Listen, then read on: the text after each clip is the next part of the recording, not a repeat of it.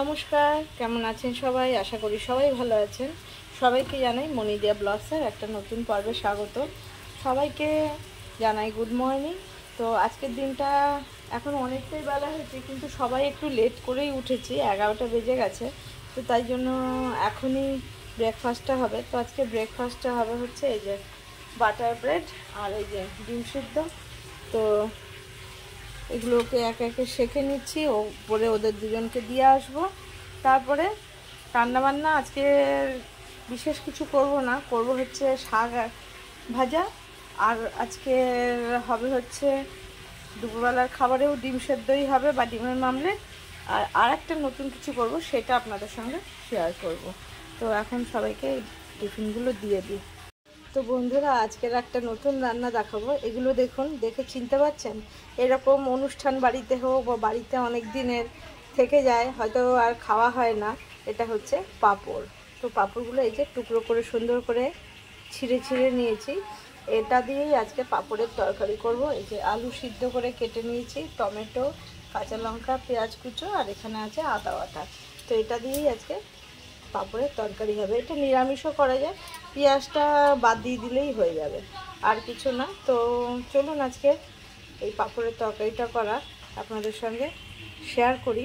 তো অনেকেই জানেন না যে পাঁপড়ের তরকারি খাওয়া যায়, তো আজকে আমি এটা দেখাচ্ছি।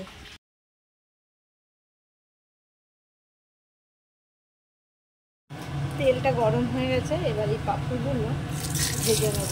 ভেজে ভেজে তুলে এরকম পাঁপড়ের তরকারি অনেকেই জানে, অনেকেই জানে না। তো পাঁপড়ের তরকারি খেতে বেশ ভালোই লাগে। নিরামিষের দিনেও করে খেতে পারেন, তার কারণ হচ্ছে নিরামিষের দিনে এর মধ্যে শুধু পেঁয়াজটা না দিলেই চলবে, তাহলেই হবে। একটু নামানোর সময় ঘি গরম মশলা দিতে হবে, সেটা এটাতেও দেবো যদিও। তো এইভাবে সব পাঁপড়গুলোকে ভেজে ভেজে তুলে নেব। তো আজকের এই পাঁপড় তরকারিটা দেখে একদিন এইভাবে করে খেয়ে বলবেন কেমন হয়েছিল।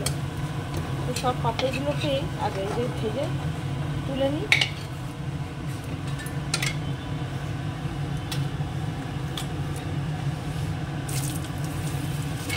পাঁপড়গুলো এই যে সব ভেজে তুলে নিয়েছি দেখুন।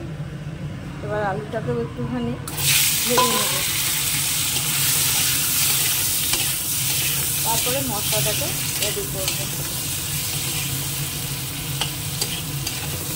একটুখানি হলুদ দিয়ে দিই, নুন সেদ্ধ করার সময় দিয়েছিলাম,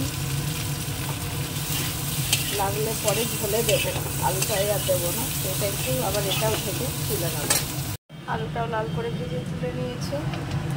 কড়াইয়ে তেল দিয়ে দিচ্ছি, দিয়ে দিলাম দুটো শুকনো লঙ্কা, একটুখানি জিরে।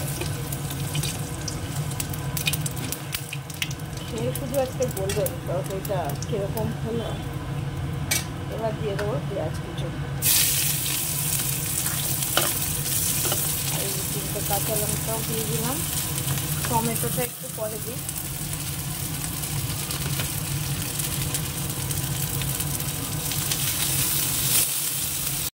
পেঁয়াজটা ভাজার মধ্যে টমেটোটা দিয়ে দিলাম, দিয়ে দিচ্ছি একটুখানি আদা বাটা। এবার দিয়ে দেবো ধনে জিরের গুঁড়োটা, দিয়ে দেবো হলুদ গুঁড়ো, দিয়ে দেবো স্বাদ মতো নুন, একটুখানি দিয়ে দেবো। দিয়ে মশলাটা এবার আবার একটু জল দিয়ে দিই, কষিয়ে নেবো।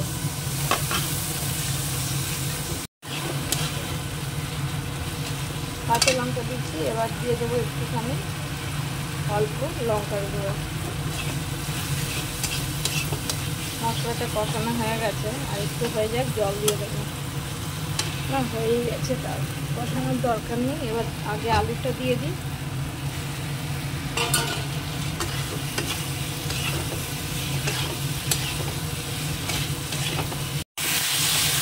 কষানো হয়ে গেছে, এবার জলটা দিয়ে দিচ্ছি। জলটা ভাবছেন বেশি দিলাম, কিন্তু না, বেশি না। আলু তো সেদ্ধ হওয়াই, কিন্তু পাঁপড়ের জলটা টেনে নেবে, একদম শুকিয়ে যাবে। একটু ফুটে উঠলে পাঁপড়টা দেবে। এই যে এটা আমার ফুটে গেছে, পুরো সব পেঁয়াজ টমেটো সেদ্ধ হয়ে গেছে। এবার এগুলো দিয়ে দিচ্ছি। দেখুন এত বড় বড় দেওয়ার সঙ্গে সঙ্গে পুরো একদম মিশে যাবে, পুরো নেতিয়ে যাবে একদম। একটুখানি দেখুন জলে মিশিয়ে দিলেই কীরকম হয়ে যাবে, একদম নরম হয়ে যাবে। ভেঙে গুঁড়ো গুঁড়ো করে দেওয়ার দরকার নেই, এরকমই দেবেন। বড় বড় করে দিলেও অসুবিধা নেই, যে পুরো সব নেতিয়ে গেছে।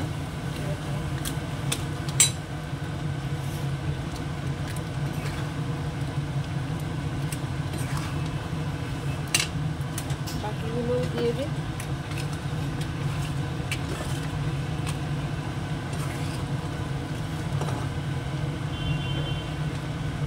দেখতে পাচ্ছেন কীরকম করলাম, সব নরম হয়ে একদম মিশে গেল। মিশে গলে যাবে না, নরম হয়ে এরকমই থাকবে। তো এরকম পাঁপড়ের তরকারি দিয়ে রুটি, পরোটা, ভাত সবগুলোই ভালো লাগে। তো এবার একটু ফুটে যাক, তারপরে আমি গরম মশলার ঘিটা দেবো। খেতেও দারুণ টেস্ট হয়েছে। এটা পুরো হয়ে গেছে, ঝোল কত দিয়েছিলাম পুরো টেনে নিয়েছে। এবার যেটা দেবো, একটুখানি গরম মশলাগুলো দিয়ে দিলাম, আর দিয়ে দেবো একটুখানি ঘি। ব্যাস, এবার এটা নামিয়ে নেব। তো দেখে বলুন কেমন হয়েছে এই পাঁপড়ের তরকারিটা। এইভাবে বানিয়ে খেয়ে দেবেন। তো বন্ধুরা, আজকের মতন ভিডিওটা এখানেই শেষ করবো। সবাই সুস্থ থাকবেন, ভালো থাকবেন, সাবধানে থাকবেন, আর বেশি বেশি করে সাবস্ক্রাইব করে দিয়ে বন্ধুদের পাশে থাকবেন। দেখা হবে আবার একটা নতুন পর্বে। দেখুন তরকারিটা নামিয়ে নিয়েছি, দেখতে কেমন হয়েছে। এটা এই যে এইটুকু গ্রেভি দরকার ভাত খাওয়ার জন্য। তো এইভাবে একদিন করবেন।